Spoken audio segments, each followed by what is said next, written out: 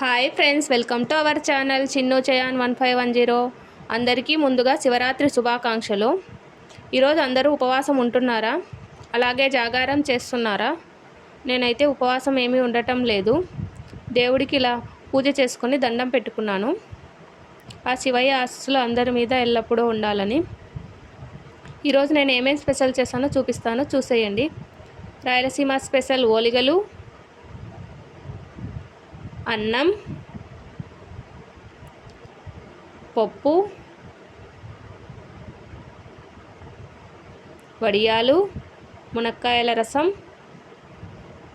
ఇంకా ఉల్లగడ్డ తాలింపు, అప్పడాలు. శివయ్యను దర్శించుకుందామనేసి ఈవినింగ్ పార్నపల్లె కోన దగ్గరికి వచ్చాము. వచ్చి రాగానే చిన్నుకు బొమ్మలు కనిపించాయి. బొమ్మల్ని చూడగానే ఏడుస్తున్నాడు, నాకు ఆ బొమ్మ కావాలి, ఈ బొమ్మ కావాలి అని. చిన్నపిల్లలు అంతే కదండి, మన ఇంట్లో ఎన్ని బొమ్మలు ఉన్నా సరే వాళ్ళకు బయట బొమ్మలు చూస్తే అవే బొమ్మలు కావాలి. చిన్నును బుజ్జగించేసి లోపలికి తీసుకెళ్తున్నాము. మనం గుడి లోపలికి ఎంటర్ అవ్వగానే మనకు లెఫ్ట్ సైడు గణపయ్య దర్శనం ఇస్తాడు. ఏ పూజలో అయినా ప్రథమ పూజ గణపయ్యకే కాబట్టి ఆయనకు మనస్ఫూర్తిగా దండం పెట్టుకొని లోపలికి వెళ్ళాము. 5 శివలింగాలు ఒకే చోట కొలువై ఉన్న క్షేత్రం ఏది అంటే పార్నపల్లి కోన. ఈ క్షేత్రం కొండ మీద ఉంది కాబట్టి ఇక్కడి శివయ్యను కోన మల్లేశ్వరుడిగా పిలుస్తారు.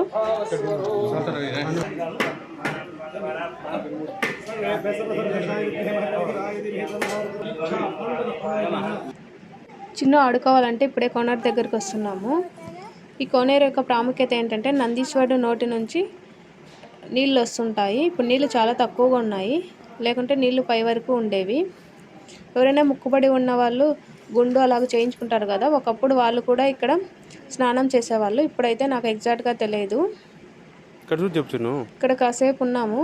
పెట్టచ్చులే, కాళ్ళు కడుక్కోనేది ఇక్కడే. ఓం నమ శివాయ. చిన్న ఓం నమ శివాయ.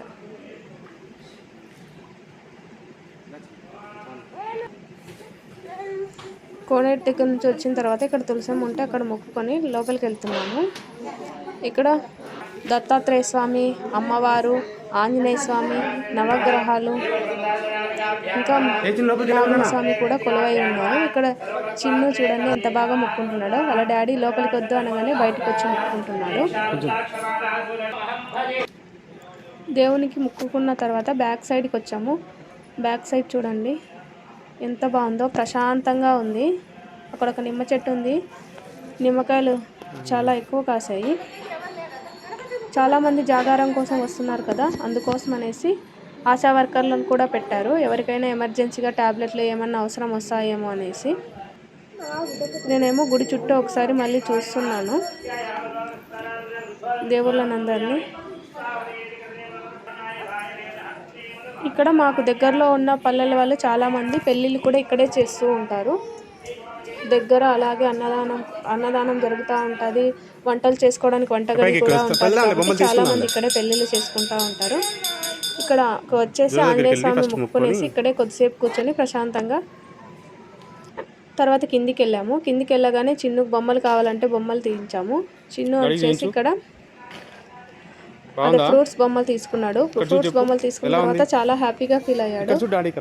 2 days బాగా ఆడాడు. తర్వాత పక్కన పడేశాడు మళ్ళీ బొమ్మలన్నీ.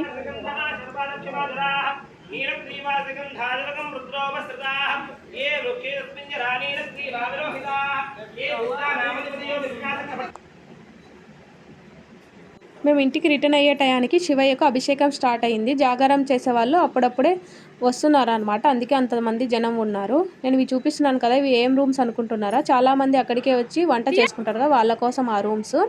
మేము దర్శనం అయిపోయిన తర్వాత ఇంటికి స్టార్ట్ అయ్యాము. మా చిన్నప్పుడు అయితే ఎద్దుల బండిలో వచ్చేవాళ్ళము. పొద్దున వచ్చేసి మళ్ళీ ఈవినింగ్ వెళ్ళేవాళ్ళము. అక్కడే వంట చేసుకుని తినేసి ఇక్కడ నిత్య అన్నదానం జరుగుతూ ఉంటుంది. నిత్య అన్నదానంకి ఎవరైనా భక్తులు విరాళాలు ఇవ్వాలనుకుంటే ఇవ్వచ్చు. ఇది నిత్య అన్నదానం రూము. ప్రతి ఏటా కార్తీక మాసంలో శివయ్యకు అంగరంగ వైభవంగా పూజలు చేస్తారు. కార్తీక 4వ సోమవారం అనేది ఇక్కడ కోన జరుగుతుంది.